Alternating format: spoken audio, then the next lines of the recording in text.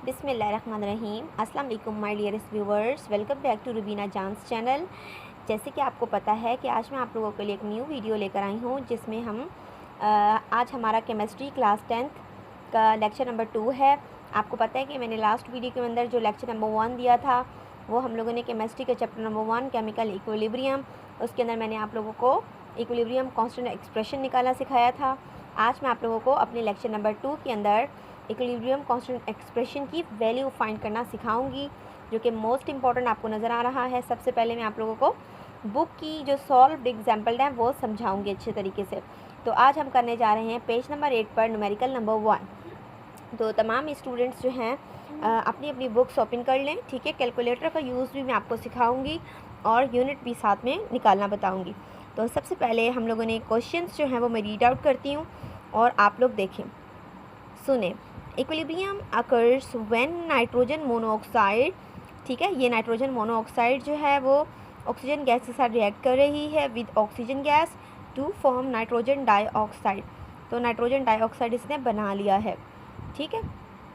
यहाँ देखें, equilibrium 230 degree Celsius पर कंसंट्रेशंस दी हुई हैं इन तीनों चीज़ों की, यानी कि इन दो रिएक्टेंट की और ये प्रोडक्ट की। तो ये है हमारे पास नाइट्रिक ऑक्साइड, इसकी कंसंट्रेशन क्या दी हुई है, 0.0542 मोल दिया हुआ है। ये मोल पर डेसीमीटर क्यूब है, मोल पर डेसीमीटर क्यूब, ये देखें यहाँ लिखा हुआ है। उसके बाद ऑक्सीजन है, ठीक है, ऑक्सीजन की कंसंट्रेशन 0.127 है और नाइट्रोजन डाइऑक्साइड की कंसंट्रेशन 15.5 है mole decimetre cube. Calculate the equilibrium constant of this temperature. हमने इक्विलिब्रियम कांस्टेंट एक्सप्रेशन मैंने आपको बताई थी, तो ये अभी हमने क्या करना है, इन वैल्यूज़ को यूज़ करते हुए उसकी केसी की वैल्यू फाइंड करनी है। तो हर न्यूमेरिकल के अंदर सबसे पहले हम क्या बनाते हैं, डेटा बनाते हैं। तो डेटा कैसे बनाएंगे मैं आपको यहाँ पर बताती हूँ, ठीक है जी। बिस्मिल्लाहिर्रहमानिर्रहीम, let I start my numerical. Okay, तो आप लोग बेटा देखते जाएं। न्यूमेरिकल का क्वेश्चन मैं दोबारा नहीं लिखूंगी, उसी क्वेश्चन को देखते हुए मैं यहाँ पर आपको डेटा बनाना सिखाऊंगी। सबसे पहले इक्वेशन यहाँ पर लिखी हुई है, दोबारा लिखने की ज़रूरत नहीं है। तो यहाँ पर हम लोगों ने क्या करना है, सबसे पहले डेटा की हेडिंग लगानी है, ठीक है। उसके बाद कंसंट्रेशन सबसे पहले किसकी दी हुई है, नाइट्रिक ऑक्साइड की दी हुई है। ये जो स्क्वायर ब्रैकेट है ये कंसंट्रेशन का सिंबल है, ठीक है, ये कंसंट्रेशन को शो कर रहा है।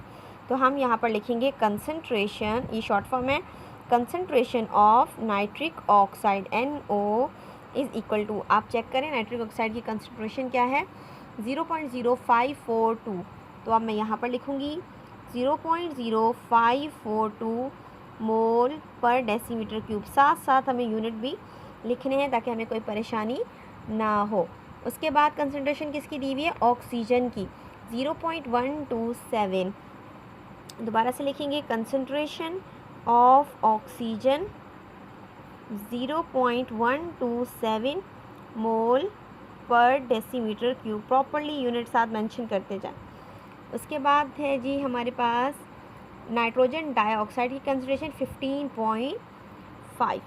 Concentration of nitrogen dioxide is equal to 15.5 mole पर डेसीमीटर क्यूब। ओके, तो अब यहाँ पर सबसे पहले तो जो जूनियर स्टूडेंट्स हैं उन्हें मैं बताना चाहूँगी कि हमारे पास ये रिएक्शन है, ठीक है। मैंने आपको लास्ट वीडियो में बताया था कि हम रिवर्सिबल और इरिवर्सिबल की कैसे आइडेंटिटी करते हैं। अगर रिएक्शन के अंदर डबल हेडेड एरो मौजूद है तो वो रिवर्सिबल है, यानी रिएक्शन रिवर्स भी है और बैकवर्ड भी है, मींस के रिवर्स भी है और फॉरवर्ड भी है, ठीक है। और वो रिएक्शन क्या है, इनकम्प्लीट है, टोटली कंप्लीट नहीं हुआ। तो ये रिएक्शन हमारा रिवर्सिबल है। तो एरो से पहले वाली जो चीज़ है वो हमारे पास रिएक्टेंट है और एरो के बाद वाली चीज़ हमारी हमेशा क्या होती है, प्रोडक्ट होता है। ओके, अब हम स्टार्ट करते हैं। केसी फाइंड करना है तो यहाँ पर हम लिख लेंगे KC is equal to question mark solution. Solution में सबसे पहले केसी जो है वो हम लोग उसका फार्मूला लिखेंगे, यानी कि इक्विलिब्रियम कांस्टेंट एक्सप्रेशन का क्या फार्मूला मैंने बताया था, product per unit reactant. Okay, अब हमें क्या करना है, प्रोडक्ट जो है इक्वेशन में क्या है, हम इक्वेशन की तरफ फिर आ जाते हैं। इक्वेशन में देखिए प्रोडक्ट हमारा क्या है जी, नाइट्रोजन डाइऑक्साइड और साथ में हमारी पावर लगी हुई है। ये मतलब कांस्टेंट नंबर है, ये ऊपर जाके क्या बन जाएगा, पावर बन जाएगा। तो हम यहाँ पर लिखेंगे जी नाइट्रोजन डाइऑक्साइड और ये जो 2 साथ में लगा हुआ था वो मैंने बना दी ऊपर पावर। ठीक है, रिएक्टेंट के अंदर क्या क्या चीज़ें मौजूद थी, रिएक्टेंट में हमारे पास नाइट्रोजन ऑक्साइड और ऑक्सीजन ये दोनों मौजूद है, तो ये दोनों मैं नीचे लिखूँगी। और यहाँ देखिए ऑक्सीजन के साथ 1 लिखा हुआ है, तो 1 ऊपर पावर बनाने की ज़रूरत नहीं है क्योंकि ऑलरेडी वहाँ पे 1 मौजूद होता है। यहाँ पर 2 लिखा हुआ है तो इट्स मीन 2 पावर बनेगी। तो आप आ जाए यहाँ पर। तो सबसे पहले दोनों रिएक्टेंट हैं, एक है नाइट्रोजन ऑक्साइड, दूसरे नंबर पर मेरे पास ऑक्सीजन है। आपको मैंने बताया कि नाइट्रोजन ऑक्साइड के ऊपर पावर थी तो यहाँ पर मैंने पावर बना दी। ऑक्सीजन के ऊपर मतलब कुछ भी नहीं था उसके साथ, तो 1 था, तो यहाँ पर 1 लगाने का कोई फ़ायदा नहीं होता, इसलिए मैंने यहाँ पर 1 नहीं लगाया। ओके, अब मैं क्या करूँगी इस स्टेप में, ये फर्स्ट स्टेप में मैंने क्या किया था कि फार्मूला लिखा।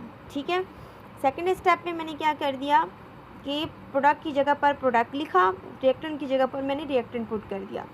थर्ड स्टेप के अंदर मैं क्या करूँगी, जितने स्टेप मैं इंक्रीज़ करूँगी मार्क्स उतने ही अच्छे मिलते हैं। NO2 की वैल्यू क्या दी हुई है जी, आप डेटा के अंदर देख सकते हैं 15.5 दी हुई है।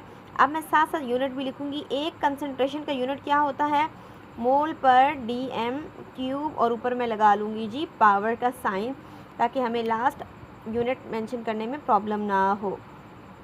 NO2 है, अंदर की एक कंसंट्रेशन है तो इसका यूनिट क्या होता है, मोल पर dm³। यहाँ पर मैंने यूनिट पहले लिख दिया है, तो वैल्यू लिखनी थी पहले मुझे, लेकिन वैल्यू अगर मैं यहाँ पर भी लिखूँ तो कोई वो नहीं है हर्ज। तो NO की वैल्यू हमारे पास क्या है जी 0.0542 और ब्रैकेट को मैं क्लोज़ करके ऊपर पावर वैसे ही मेंशन कर दूँगी। ठीक है, नेक्स्ट ऑक्सीजन की वैल्यू क्या है, आप देख सकते हैं ऊपर डेटा में 0.127 और इस एक कंसंट्रेशन का यूनिट क्या होता है, मोल पर dm³ और ब्रैकेट को मैं क्या कर दूँगी क्लोज़। ओके, होप सो कि आपको अच्छे तरीके से नज़र आ रहा है, क्योंकि मैंने अपने एक हैंड से कैमरा को एडजस्ट किया हुआ है और ये हिल भी रहा है। अब मैं कैलकुलेटर का यूज़ करना बताती हूँ आपको। ये रहा कैलकुलेटर। ठीक है, बहुत से स्टूडेंट को कैलकुलेटर में स्क्वायर लेना नहीं आता, तो आप ये देखें ये स्क्वायर फाइंड करना है।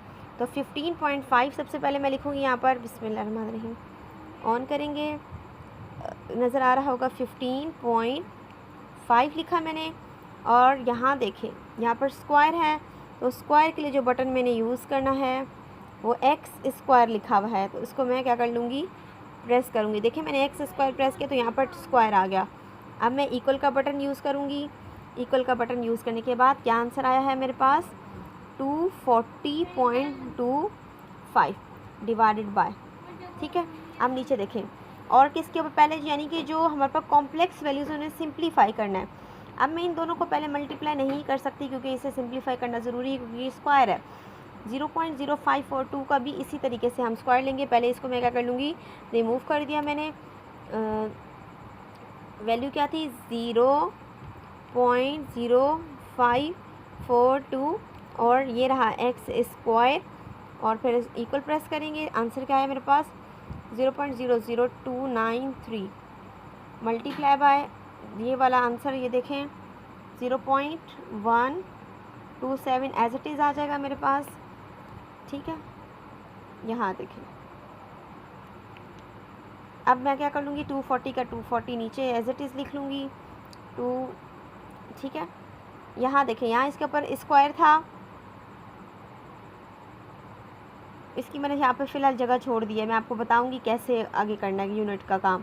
ठीक है, अब इन दोनों को मैं मल्टीप्लाई कर लूँगी। मेरे पास देखिए एक आंसर लिखा हुआ है 0.0293 लिखा हुआ है यहाँ पर, इसको मल्टीप्लाई करना है 0.127 के साथ, मल्टीप्लाई बाय 0.127 लिखा और इक्वल प्रेस कर दिया, तो आपके पास आंसर आया है जी 0.000330। ठीक है, तो अब इस आंसर को इससे डिवाइड कर लूँगी मैं। अब इसको रिमूव करने की ज़रूरत नहीं है, आप पहले लिखो 240.25 25, ठीक है। उसके बाद मैं क्या करूँगी, डिवाइड का बटन ये रहा, डिवाइडेड बाय, इस आंसर से डिवाइड करना ना, ये तो 37 लिखा हुआ है, तो यहाँ पर ये देखें आंसर का बटन मेंशन है, ये आंसर लिखा हुआ है, आंसर प्रेस करें और इक्वल प्रेस कर दें। ठीक, आपके पास क्या आंसर आया है जी?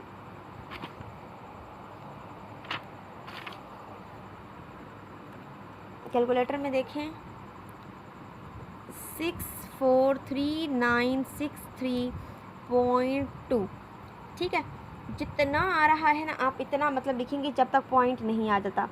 जब पॉइंट, जहाँ पॉइंट ख़त्म हुआ उसके बाद मैंने एक डिजिट लिखा, ठीक है। अब मैंने क्या करना है, इसको केसी की वैल्यू पॉइंट्स में यानी कि 1 डिजिट के बाद मेंशन करना है मुझे पॉइंट। 1 2 3 4 5 पॉइंट को मैंने शिफ्ट कर दिया। 6.43 एक्सपोनेंट 5। जब पावर पीछे जंप करके जाती है, मतलब पॉइंट पीछे जंप करके जा रहा है तो पावर हमेशा प्लस में आएगी, और जब पॉइंट आगे जंप करके जाता है तो पावर हमेशा माइनस में आती है, ठीक है। Is it clear? मेन मसला यहाँ रह जाता है किसका, यूनिट फाइंड करने का। तो यूनिट के लिए मैं क्या करूँगी, यहाँ पर बच्चों ये देखें, ये मैं अभी रफ़ में कर रही हूँ, यहाँ पर ये है मेरे पास रफ़ वर्क। यहाँ पर अब यूनिट लिखने की जगह नहीं है, यहाँ पर मैंने मेंशन किया हुआ था, इसी को यूज़ करते हुए मैं आपको रफ़ में सिखाऊंगी, फिर आप यहाँ पर यूनिट मेंशन करेंगे, ठीक है। सबसे पहले ये देखें, ये मोल पर डीएम क्यूब के ऊपर क्या था, स्क्वायर था। मोल के ऊपर क्या पावर है, 1। जब हमारे पास कोई भी ब्रैकेट हो और बाहर स्क्वायर लिखा हुआ हो, कोई भी पावर हो, तो अंदर वाली वैल्यू के साथ वो क्या हो जाती है, पावर मल्टीप्लाई हो जाती है। 2 1 जा 2, तो ये मोल क्या हो गया, स्क्वायर हो गया, ठीक है। Divided by D M cube के ऊपर 3 लगा हुआ, 3 2 जा 6, तो डी एम क्यूब क्या हो गया, 6 में कन्वर्ट हो गया। डिवाइडेड बाय, अब सेम यही वाला भी ऐसे ही होगा, इसके ऊपर भी क्या चीज़ मौजूद थी, स्क्वायर मौजूद था। मोल को स्क्वायर से मल्टीप्लाई करो, मोल स्क्वायर आ जाएगा। Divided by D M cube, D M 6, क्योंकि ये 3 2 जा 6 हो जाएगा, मल्टीप्लाई। अब इसके ऊपर कोई पावर नहीं है तो इसका मतलब ये वाला यूनिट वैसे ही आएगा, मोल पर डीएम क्यूब मैंने यहाँ पर मेंशन कर लिया है। यहाँ तक होप्स हो कि बच्चों आपको क्लियर हो गया होगा। अब जो सेम यूनिट्स है ना उसे मैं कैंसिल कर दूँगी। मोल स्क्वायर पर डीएम क्यूब, यहाँ पर भी 6 है ना, तो इसको और ये दोनों सेम है तो इनको मैंने क्या कर दिया, कट कर दिया। तो मेरे पास यूनिट कौन सी बची, मोल पर डीएम क्यूब। तो ये मेरे पास डिनोमिनेटर के अंदर है, इसको मुझे ऊपर न्यूमिनेटर में लेकर जाना है। तो यहाँ पर ये पावर प्लस में है, ठीक है, ऊपर जाके क्या हो जाएगी, ये मोल -1 में हो जाएगा। जब ये तो ऑलरेडी मतलब डबल डिनोमिनेटर के अंदर है, ये भी डिनोमिनेटर है और ये इसके भी डिनोमिनेटर में, ये पहले ऊपर जाएगा यहाँ पर तो -3 हो जाएगा। जब ये -3 से ऊपर जाएगा मेन जगह पर तो डीएम क्यूब दोबारा से प्लस में कन्वर्ट हो जाता है। इसके आगे इसका यूनिट क्या बनेगा, मोल -1 डीएम क्यूब। यहाँ पर मैं छोटा सा मेंशन कर देती हूँ, मोल -1 डीएम क्यूब। होप सो कि बच्चों आपको ये न्यूमेरिकल समझ आ गया होगा। अब आप बुक में भी मैच कर सकते हैं। देखिए सबसे पहले हमने एक्सप्रेशन बनाई, एक्सप्रेशन के बाद हमने वैल्यूज़ पुट की, तो बुक वालों ने भी यूनिट को साथ साथ रखा है। मैंने आपको स्टेप्स में दिखाया है क्वेश्चन कि किस तरीके से मल्टीप्लिकेशन प्रॉपर करते हैं, ठीक है। तो यहाँ पर बुक वालों ने क्या किया, उन्हें स्टेप्स को मिस किया हुआ है, डायरेक्ट काम किया हुआ है। तो हमारा आंसर भी 6.4 आ रहा है, x5 mole -1 DM cube. Got it, thank you so much. अगर आप मेरे इस चैनल पर न्यू हैं तो लेक्चर नंबर 3 अटेंड करने के लिए मेरे चैनल को सब्सक्राइब, लाइक एंड शेयर करना मत भूलिएगा। Thank you so much. दुआओं में याद रखिएगा। नेक्स्ट वीडियो के साथ बहुत जल्द हाजिर होंगे। अल्लाह हाफिज़।